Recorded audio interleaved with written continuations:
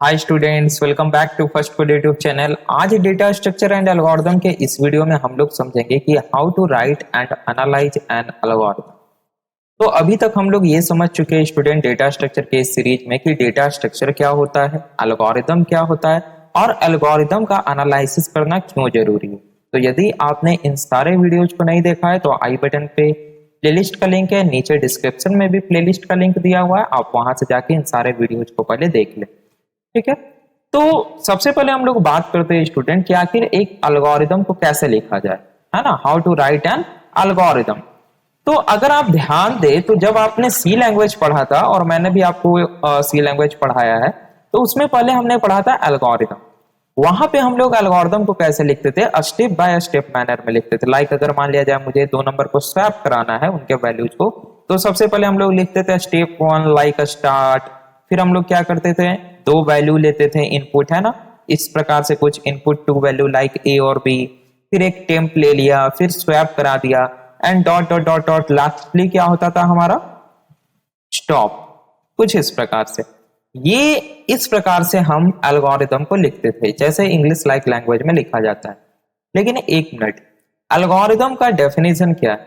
Algorithm ये कहता है कि आपको एल्गोरिथम एक प्रोसेस है, एक स्टेप बाय स्टेप प्रोसेस है इंस्ट्रक्शन प्रोवाइड करने का, किसी को इंस्ट्रक्शन प्रोवाइड करने का जिससे वो समझ सके कि हाँ ये टास्क परफॉर्म करना है। यानी वो प्रोग्रामिंग लैंग्वेज से इंडिपेंडेंट होना चाहिए, किसी प्रोग्रामिंग लैंग्वेज में नहीं लिखा होना चाहिए जैसा कि हम लोग अभी तक करते हैं।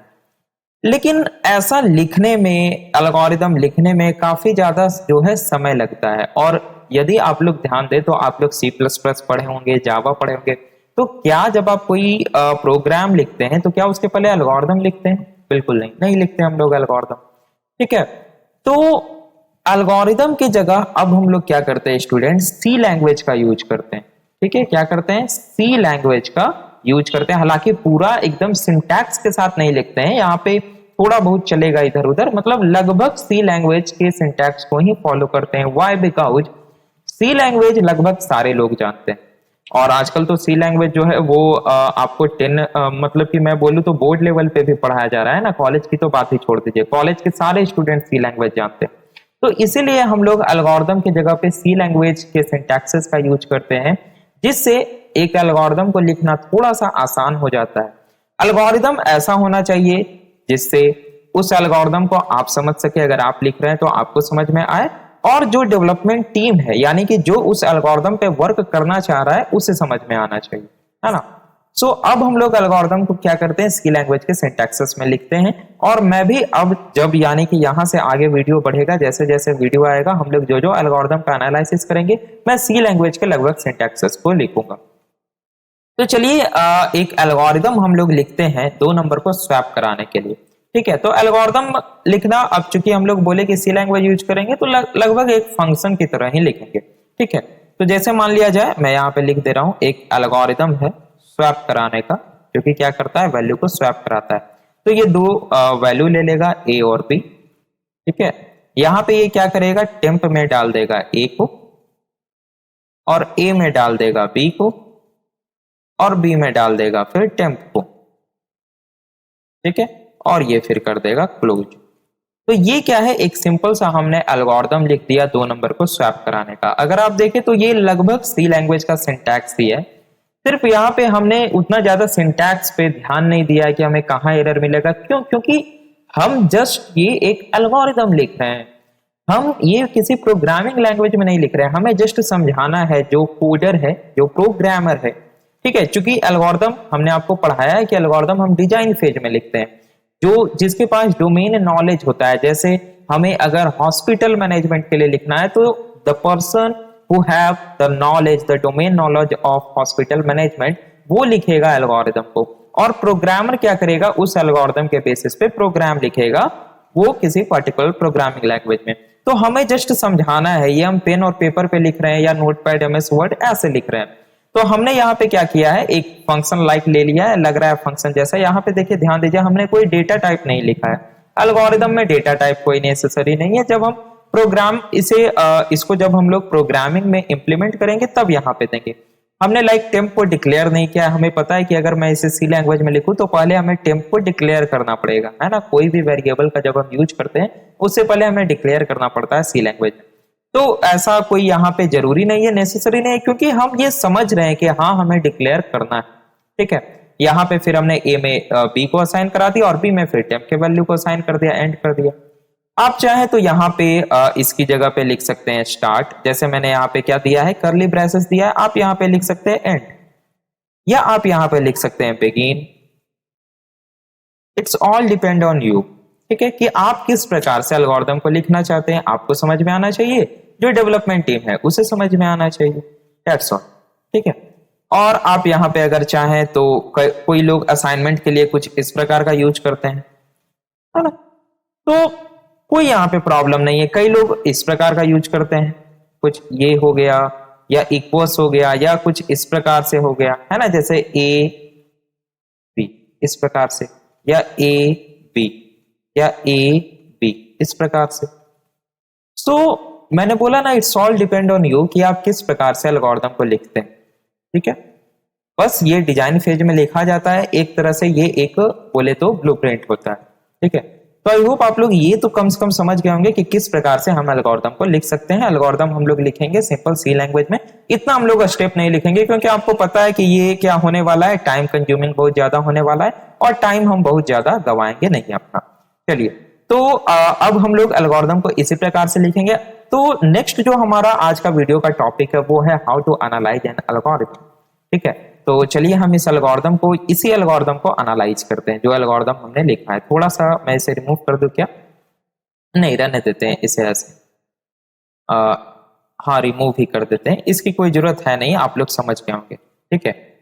चलिए, तो हमने आपको बताया था कि एल्गोरिथम को क्यों एनालाइज करते हैं और किस क्राइटेरिया पे एनालाइज किया जाता है पिछले वीडियो में। अगर नहीं देखा है तो आई बटन पे क्लिक करके देख लीजिए। तो उसमें हमने बताया था कि हम दो फैक्टर का ध्यान रखते हैं, एक टाइम, दूसरा स्पेस। मीन्स हमारा जो एल्गोरिथम है वो टाइम इफिशियंट होना चाहिए और जो हमारा एल्गोरिथम है वो स्पेस इफिशियंट होना चाहिए। और यहाँ पे किसी एक प्रॉब्लम के लिए काफी सारे सॉल्यूशंस होते हैं, तो हम सारे उन सॉल्यूशंस को, उन सारे एल्गोरिथम को कंपेयर करते हैं और जो हमें मोस्ट इफिशियंट लगता है उस एल्गोरिथम का यूज करते हैं। और हमने आपको पिछले वीडियो में यह भी बताया था कि हम फंक्शन का यूज करेंगे, टाइम फंक्शन का और स्पेस फंक्शन का, बिकॉज हम जब एल्गोरिथम लिख रहे हैं और हम नहीं बता सकते हैं ना कि इसका वॉच टाइम क्या होगा। लाइक हम इसे एग्जीक्यूट नहीं करा सकते। क्या आप इस कोड को एग्जीक्यूट करा सकते हैं? नहीं, ये किसी प्रोग्रामिंग लैंग्वेज में नहीं लिखा हुआ है, ये प्रोग्रामिंग लैंग्वेज इंडिपेंडेंट है। सो हमें वॉच टाइम तो नहीं मिलेगा कि 3 मिली सेकेंड या 5 मिली सेकेंड, ना ही हमें ये पता चलेगा कि ये मेमोरी में 5 बाइट 10 बाइट ले रहा है। तो हम यहाँ पे फंक्शन का यूज करेंगे। तो आखिर वो कैसे होता है? तो चलिए सबसे पहले हम लोग टाइम कॉम्प्लेक्सिटी निकालते हैं, ठीक है। टाइम कॉम्प्लेक्सिटी, तो टाइम कॉम्प्लेक्सिटी निकालने के लिए आपको सबसे पहले एक बेसिक रूल जो है उसका ध्यान रखना है कि एल्गोरिथम में हर एक जो सिंपल स्टेटमेंट होगा, every simple statement takes 1 unit of time. क्या याद रखना है आपको? Every simple statement in any algorithm takes 1 unit of time. Okay, so यहां पे अगर आप ध्यान दें तो एक स्टेटमेंट है ये, तो ये लेगा 1 यूनिट ऑफ टाइम, ये भी लेगा 1 यूनिट ऑफ टाइम और ये भी लेगा 1 यूनिट ऑफ टाइम। तो अगर आप टोटल कैलकुलेट करें तो यहां पे हो जाता है total 3 unit of time. Okay, total क्या हो जा रहा है? 3 यूनिट ऑफ टाइम। तो यहां पे फंक्शन क्या आ गया आपका? fn आ गया आपका 3। ये है आपका टाइम फंक्शन। अब अगर आप स्पेस की ओर ध्यान दें, स्पेस कॉम्प्लेक्सिटी अगर आप निकाले, ध्यान देना है, देखिए कंफ्यूज नहीं होना है। और जिन लोगों को आ रहा है पहले से, यानी कि जो लोग थोड़ा बहुत जानते हैं, लाइक आप रेट ऑफ ग्रोथ के बारे में जानते हैं, आप एसिम्प्टोटिक नोटेशन के बारे में जानते हैं, तो उनको ये थोड़ी बहुत ना हाँ लग रहा होगा कि मुझे पता है, तो आप चाहें तो स्किप कर सकते हैं। लेकिन मैं सजेस्ट करूंगा कि आप देखिए, थोड़ा सा कॉन्सेप्ट आपका क्लियर हो जाएगा। और जिन्हें बिल्कुल भी नहीं आता है वो 2-3 बार अगर देखेंगे तो उनको समझ में आ जाएगा। अब हम लोग बात करते हैं स्पेस के बारे में, ठीक है। स्पेस कॉम्प्लेक्सिटी, तो देखिए स्पेस कॉम्प्लेक्सिटी में आपको एक फंडामेंटल रूल ध्यान रखना है कि हर एक जो वेरिएबल होगा, ध्यान देना है, हर एक जो वेरिएबल होगा वो 1 वर्ड ऑफ स्पेस लेगा मेमोरी। ठीक है, फिर से मैं बोल रहा हूं, हर एक वेरिएबल जो एल्गोरिदम में होगा वो 1 वर्ड ऑफ स्पेस लेगा मेमोरी। ठीक है, तो यहां पे अगर आप ध्यान दें इस एल्गोरिदम में टोटल कितने वेरिएबल है, ए, बी और टिम। क्या कोई और वेरिएबल है? नहीं। तो कितने वेरिएबल है टोटल? यहाँ पे 3 वेरिएबल है। एक हो गया आपका ए, दूसरा बी और तीसरा टिम। तो ये तीनों 1 वर्ड लेंगे। अब ध्यान देना है कि यहाँ पे मैं वर्ड क्यों बोल रहा हूं, मैं क्यों बोल रहा हूं कि ये 1 वर्ड लेंगे, because we don't know the size.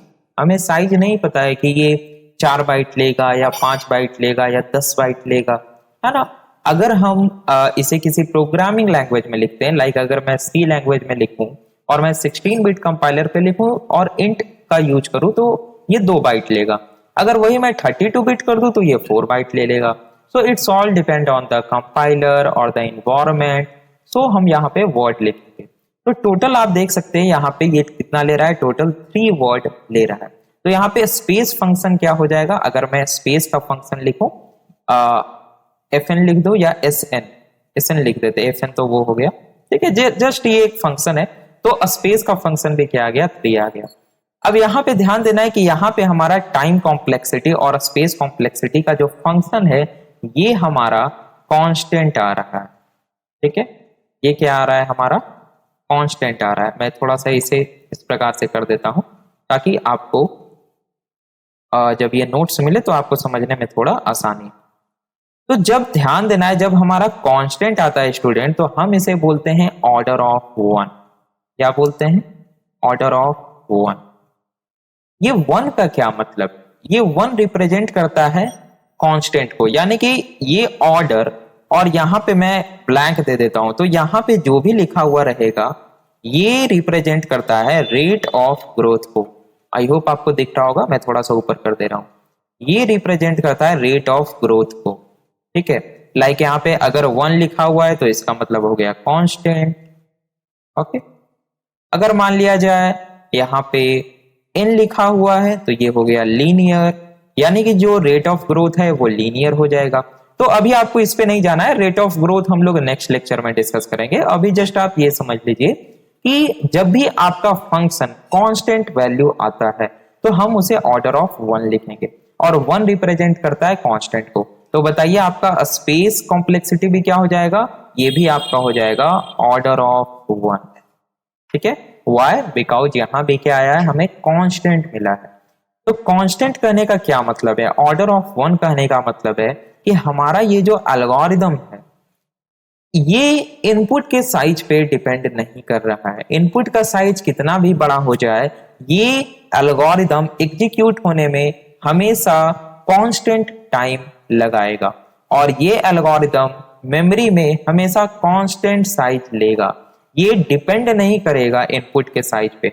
यही अगर हमारा ऑर्डर ऑफ n आता तो हम बोलते कि इनपुट के साइज, जो इनपुट हमारा n होगा उसके साइज पे ये लीनियरली डिपेंड करता है, यानी कि ये लीनियरली चेंज हो जाएगा। ये आपका n स्क्वायर भी हो सकता है। ठीक है, ये n स्क्वायर भी हो सकता है, ये log n भी हो सकता है। ये हम लोग डिस्कस करेंगे नेक्स्ट लेक्चर में। ठीक है, तो आई होप आपको ये वीडियो पसंद आया होगा स्टूडेंट। आज के इस वीडियो में हमने सीख लिया कि एक एल्गोरिदम को हम लोग किस प्रकार से लिखते हैं। ठीक है, और अब किस प्रकार से हम आगे लिखेंगे, चूंकि अब हम लोग बिगिनर नहीं रहे। ठीक है, जब हम लोग बिगिनर थे, जब हम लोग सी लैंग्वेज पढ़ रहे थे, तो हम लोग इस प्रकार से स्टेप बाय स्टेप लिख रहे थे। अब हमें एल्गोरिदम लिखना नहीं, अब हमें एल्गोरिदम का एनालिसिस करना है। तो हम लोग क्या करेंगे, सिंपल सी लैंग्वेज के सिंटैक्स में, पूरा सिंटैक्स नहीं लेकिन सिंपल सी लैंग्वेज के सिंटैक्स में हम लोग एल्गोरिदम को लिखेंगे। ठीक है, उसके बाद हम लोगों ने समझ लिया कि एल्गोरिदम का एनालिसिस कैसे करते हैं। हमने सिंपल एक एग्जांपल लिया और उसका हमने आपको टाइम कॉम्प्लेक्सिटी और स्पेस कॉम्प्लेक्सिटी निकाल के दिखा दिया। नेक्स्ट लेक्चर में स्टूडेंट हम लोग डिस्कस करेंगे रेट ऑफ ग्रोथ के बारे में। ठीक है, नेक्स्ट लेक्चर में हम लोग डिस्कस करेंगे, मैं यहाँ पे लिख दे रहा हूं रेट ऑफ ग्रोथ। ये बहुत ही इंपॉर्टेंट है स्टूडेंट, रेट ऑफ ग्रोथ का कॉन्सेप्ट। ठीक है, ये जो आपको दिख रहा है ना 1 n स्क्वायर log n, है ना, n to the power n, बहुत ही इंपॉर्टेंट है। तो मेक श्योर आपने चैनल को सब्सक्राइब करके बेल आइकन क्लिक कर लिया हो ताकि जो नेक्स्ट वीडियो आए उसका नोटिफिकेशन मिले आपको सबसे पहले। अगर आपको इस वीडियो से कुछ जानकारी मिली हो, कुछ नया सीखने को मिला हो, तो वीडियो को जरूर लाइक कर दें और कहीं पे भी अगर आपको डाउट्स रह गया हो, मैं बता रहा हूं कहीं पे भी, तो आप जरूर कमेंट करें, मैं हर एक कमेंट का रिप्लाई देता हूं। ठीक है, तो चलिए मिलते हैं हम लोग अपने नेक्स्ट वीडियो में। Thanks for watching.